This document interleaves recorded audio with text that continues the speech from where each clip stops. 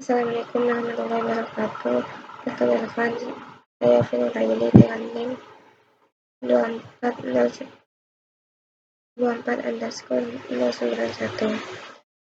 Di sini saya akan mempresentasikan dari artikel yang berjudul Analisis Korespondensi terhadap jenis muatan dengan dermaga kedatangan di pelabuhan khusus PT Petrokimia Gresik.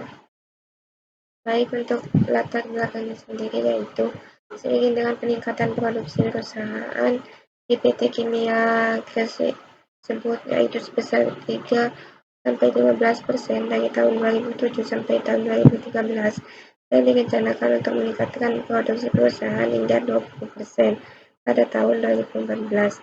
Maka dari hal tersebut, jumlah produk yang dikirim oleh perusahaan ke daerah pemasaran melalui armada kapal menjadi meningkat, dan itu kebutuhan bahan baku untuk proses produksi tentunya juga mengalami peningkatan. Untuk dapat menunjang peningkatan produksi perusahaan tersebut, perlu diadakan penelitian tentang kenaikan produksi perusahaan terhadap kegiatan operasional di pelabuhannya, dan analisis korespondensi pada jumlah dan jenis kedatangan muatan yang terjadi di pelabuhan tersebut.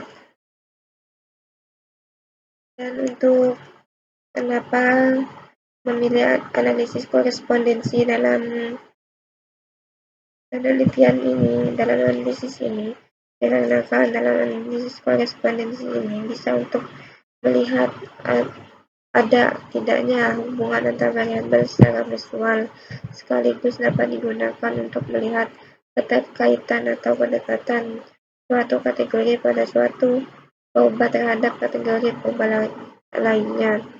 Juga dalam kasus ini, analisis korespondensi bertujuan untuk mengetahui atau ada atau tidaknya hubungan antara jenis muatan yang tiba di dermaga dengan dermaga kedatangannya. Terus untuk metode yang digunakan, metode penelitian.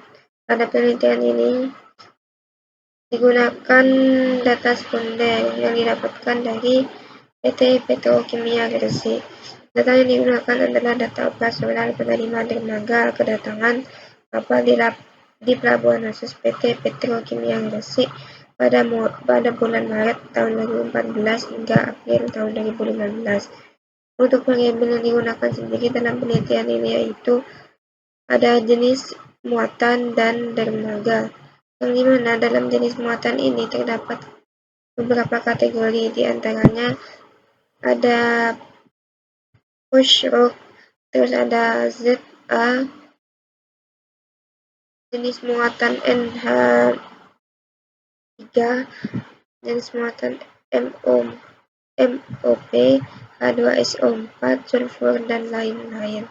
Terus untuk variabel dermaganya ini terdapat 5 kategori, yaitu dermaga A, B, dan dermaga C, D, dan dermaga E. Dan ini untuk hasil analisis korespondensinya. Di sini untuk profil kolom,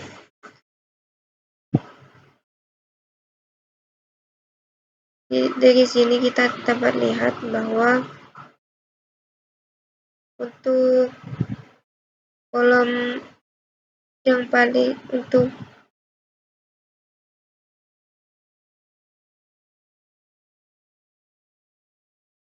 jenis push rock biasanya itu paling banyak ketika dermaga A. Terus untuk ZA ini paling banyak ketika dermaga B dan E. Begitupun pada NH3 paling banyak ini pada dermaga E. Untuk profil barisnya di sini dapat dilihat bahwa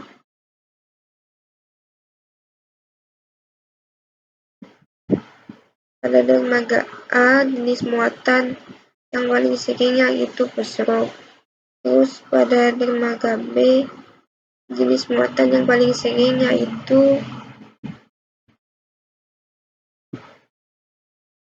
lain-lain. Terus untuk dermaga C, jenis muatan yang paling sering yaitu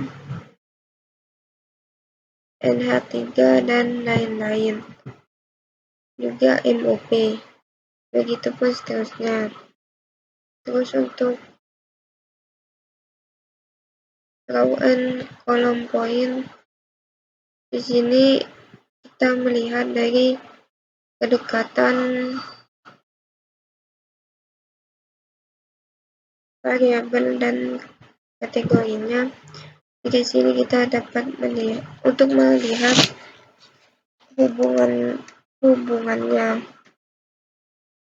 Jadi sini di dermaga A paling dekat dengan kategori dengan muatan ZA dan Rock. Terus untuk dermaga B dan C ini berdekatan dengan muatan sulfur dan lain-lain. Untuk dermaga D ini berdekatan dengan Fosrock dan MOP serta ZA. Untuk dermaga E ini berdekatan dengan Na3 dan H2SO4.